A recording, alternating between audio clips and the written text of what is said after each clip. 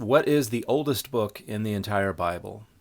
Hey everybody, I'm Dan McClellan. I'm a scholar of the Bible and religion, and a lot of people think it's the book of Job, but it's not. Job is actually one of the younger books of the Bible. It was likely written around the Persian period.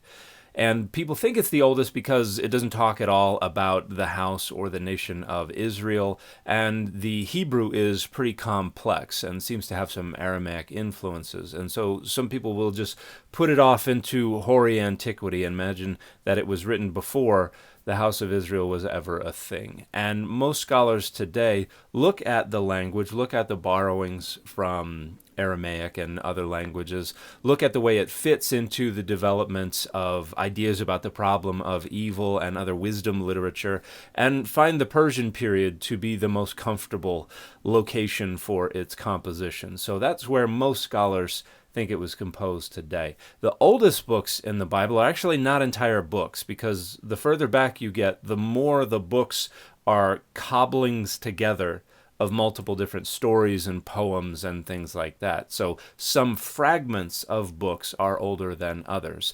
And when we're looking at the Hebrew Bible, if we have historical narrative prose, that isn't going to really date any earlier than the end of the 9th century BCE. That's when we first have historical narrative prose in alphabetic scripts, and Hebrew used in alphabetic script. So there are no narrative portions of the Hebrew Bible that are going to be earlier than the late 9th century BCE. But there's poetry that could be earlier. There are fragments of very, very old poetry that have been incorporated into larger poetic units that probably go back further than the 9th century BCE. For instance, parts of the Song of Deborah in Judges chapter 5, parts of maybe the Song of the Sea in Exodus 15, parts of the Song of Moses in Deuteronomy 32, parts of Jacob's blessing in Genesis 49. These poetic fragments may go back to maybe 1000 BCE,